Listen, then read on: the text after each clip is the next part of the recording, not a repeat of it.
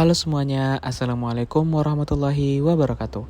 Nah, perkenalkan nama saya Fahmi Arianda, saya dari Prodi Hukum Tata Negara. Kali ini saya akan menjelaskan tentang pemilihan kepala daerah dan wakil kepala daerah guna untuk tugas mata kuliah Hukum Administrasi Pemerintahan Daerah. Oke, lanjut kita ke penjelasannya. Nah, di sini saya akan menjelaskan tentang sistem pemilihan kepala daerah. Sistem pemilihan kepala daerah di Indonesia juga disebut dengan pilkada atau pemilihan kepala daerah. Pilkada adalah proses demokratis untuk memilih kepala daerah seperti gubernur, bupati, atau wali kota. Sistem ini mengalami berbagai perubahan seiring berjalannya waktu, baik dari sisi prosedur ataupun pelaksanaannya. Sesuai dengan aturan dalam Undang-Undang Nomor 10 Tahun 2016 tentang pemilihan kepala daerah yang merupakan perubahan dari beberapa peraturan sebelumnya. Di sini kita harus mengenal apa itu jenis pemilihan. Nah, jenis pemilihan itu ada dua. Yang pertama ada pemilihan langsung, di mana kepala daerah dipilih langsung oleh masyarakat di daerah tersebut. Ada juga pemilihan tidak langsung, di mana sistem ini sempat diterapkan sebelum tahun 2005, di mana kepala daerah dipilih oleh DPRD. Kemudian jadwal pilkada serentak. Mulai tahun 2015, pilkada di Indonesia dilakukan serentak untuk menyinkronkan periode jabatan kepala daerah. Pada tahun 2024, pilkada serentak diselenggarakan pada bulan November. Nah, selanjutnya kita memasuki tentang ketentuan umum dalam pemilihan kepala daerah dan wakil kepala daerah. Ketentuan umum dalam pemilihan kepala daerah dan wakil kepala daerah diatur dalam Undang-Undang Nomor 10 Tahun 2016 tentang Pilkada. Pertama, kita harus mengetahui tentang pengertian kepala daerah dan wakil kepala daerah. Yang pertama, kepala daerah. Kepala daerah itu seperti gubernur, bupati, atau wali kota, itu adalah yang memimpin penyelenggaraan pemerintahan di tingkat provinsi, kabupaten, atau kota tersebut. Yang kedua ada wakil kepala daerah. Wakil kepala daerah ini seperti wakil gubernur, wakil bupati, atau wakil wali kota. Di mana wakil ini adalah yang membantu kepala daerah untuk menjalankan tugas tersebut. Nah, kita juga harus tahu tentang persyaratan calonnya. Nah, kira-kira apa aja sih persyaratan calonnya? Yang pertama itu ada warga negara Indonesia.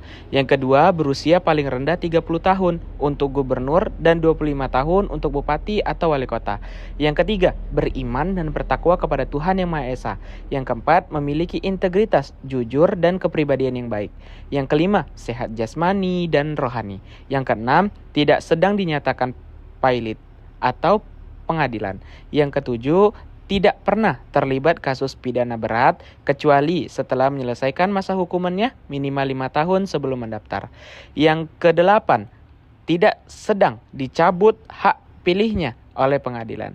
Yang kesembilan, tidak memiliki konflik kepentingan dengan penyelenggara pemerintah di daerah yang bersangkutan. Selanjutnya, saya akan menjelaskan tentang sistem kepartaian dalam pemilihan kepala daerah. Yang pertama, peran politik dalam pencalonan.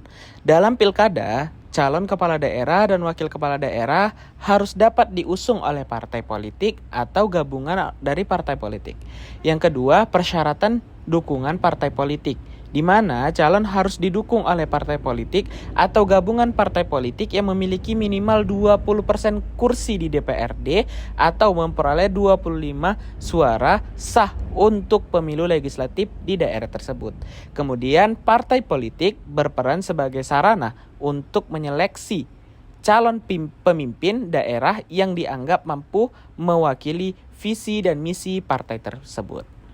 Kemudian ada kampanye dan peran partai, di mana partai politik juga menjadi tulang punggung dalam kegiatan kampanye untuk memperkenalkan program dan visi calon kepala daerah yang mereka gunakan. Kemudian, partai juga memiliki sumber daya yang dapat digunakan untuk mendukung calon seperti jejaring sosial, logistik, dan kadernya. Kemudian ada evaluasi sistem. Evaluasi sistem ini yang pertama itu sistem kepartaian di pilkada sering dikritik karena terkadang partai politik lebih mementingkan kepentingan internal dibandingkan dengan kebutuhan masyarakat. Juga maraknya politik uang atau mahar politik juga menjadi tantangan dalam menjaga integritas sistem ini. Nah, selanjutnya ada calon perorangan dalam pemilihan kepala daerah. Calon perorangan atau independen dalam pemilihan kepala daerah adalah individu yang mencalonkan diri tanpa melalui dukungan resmi dari partai politik. Calon perseorangan ini muncul untuk memberikan alternatif bagi masyarakat yang menginginkan pemimpin dari luar partai politik. Syarat dukungannya itu apa? Yang pertama, dukungan KTP. Calon perseorangan harus mendapatkan dukungan masyarakat yang dibuktikan dengan fotokopi KTP atau surat keterangan dari Diskupcapil. Kedua, jumlah dukungan minimal ditentukan berdasarkan persentase jumlah penduduk di wilayah tersebut. Misalnya, 10% dari jumlah pemilih untuk daerah dengan jumlah penduduk hingga 250.000 jiwa. Atau 6,5% untuk daerah dengan penduduk lebih dari 2 juta jiwa. Dukungan ini harus disebarkan di sekurang-kurangnya 50% jumlah kecamatan di daerah tersebut. Kemudian proses verifikasi. Dukungan KTP yang dikumpulkan calon independen diseleksi oleh Komisi Pemilihan Umum secara faktual, baik di tingkat desa maupun kecamatan. Verifikasi ini melibatkan wawancara langsung dengan pendukung untuk memastikan keabsahan dukungannya. Kemudian, keunggulan calon perseorangan. Yang pertama, mendekatkan diri pada masyarakat. Karena dukungan datang langsung dari rakyat, calon perseorangan sering dianggap lebih dekat dengan kebutuhan masyarakat. Kedua, alternatif di luar partai. Memberikan opsi bagi pemilih yang kurang percaya pada partai politik. Selanjutnya, ada ketentuan pidana pilkada. Ketentuan pidana terkait pilkada diatur dalam Undang-Undang Nomor 10 Tahun 2016 tentang kedua perubahan atas Undang-Undang Nomor 1 Tahun 2015 tentang penetapan peraturan pemerintahan pengganti Undang-Undang Nomor 1 Tahun 2014 tentang pemilihan gubernur, bupati, dan wali kota. Inilah beberapa tentang pidana pilkada. Yang pertama ada pemalsuan dokumen. Pasal 178A. Setiap orang yang dengan sengaja memalsukan dokumen persyaratan percalonan pilkada, ancaman pidana hukuman paling singkat 36 bulan dan paling lama 72 bulan serta denda paling sedikit 36 juta dan paling banyak 72 juta. Kemudian ada kekerasan atau ancaman kekerasan. Pasal 187. Setiap orang yang menghalangi hak seseorang untuk memilih dengan kekerasan atau ancaman pidana hukuman paling lama 72 bulan dan denda paling banyak sebesar 72 juta rupiah. Ada kampanye di luar jadwal. Ini termasuk dari pasal 187 ayat B. Setiap peserta pilkada yang melakukan kampanye di luar jadwal yang telah ditetapkan KPU, ancaman pidana hukuman paling lama 1 bulan dan denda paling banyak sebesar 12 juta rupiah. Kemudian ada penyelenggara pemilu tidak netral. Ini termasuk dari pasal 188. Anggota KPU, Panwaslu, atau penyelenggara lain yang sengaja berpihak pada salah satu pasangan calon, maka ancaman pidana hukuman paling singkat itu 12 bulan dan paling lama itu selama 72 bulan dan denda 12 juta sampai 72 juta rupiah.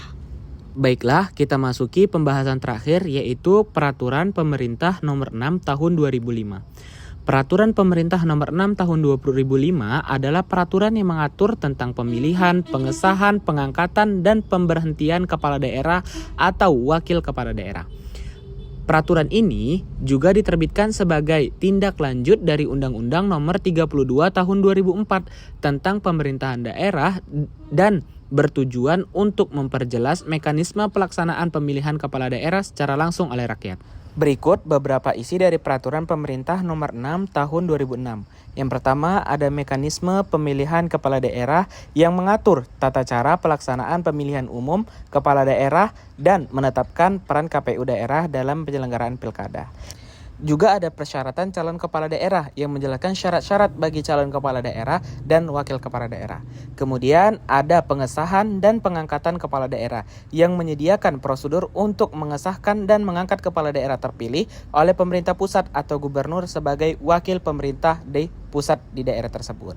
Kemudian ada pemberhentian kepala daerah di mana mengatur kondisi dan mekanisme pemberhentian kepala daerah baik secara tetap maupun sementara, termasuk jika terjadi pelanggaran hukum atau ketidaksengajaan dalam menjalankan tugas.